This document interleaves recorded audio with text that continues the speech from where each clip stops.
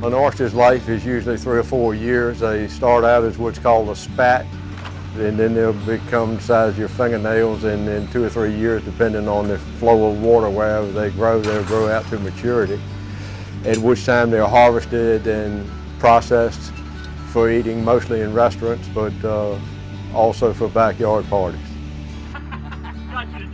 Early on, this place subsisted on watermen, oystering, fishing, and boat carpentry.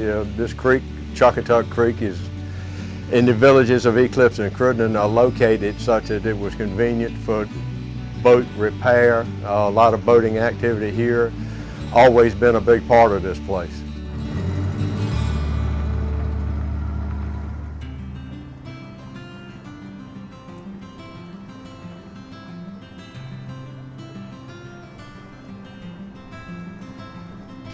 Several families of means came from north and got the industry established and going again in this area.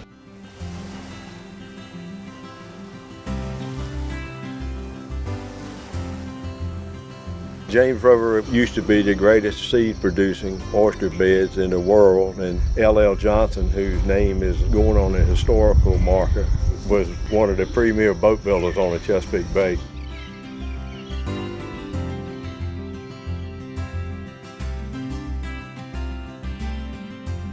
I guess 80, 90 boats were here on this creek that oystered every day.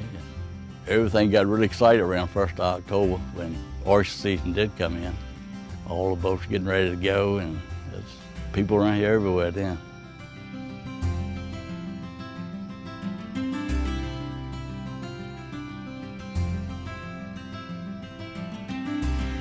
Been times there was an animal back in the 30s called a screw borer that wiped out the population of oysters nearly, and then in the 50s we had MSX, and then in the 80s we had 2 oyster diseases.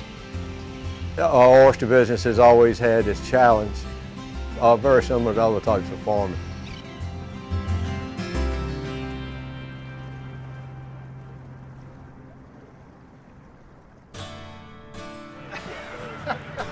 This community has always been home for me. My ancestors on both sides who all lived here. My parents went to school at which now the CNH Community Hall. I've lived away a few months at the time at school or at work, but always happy to get back home. On behalf of watermen and boat carpenters who live and have lived here over the years, we appreciate the efforts of the Suffolk River Heritage to memorialize our presence in this area.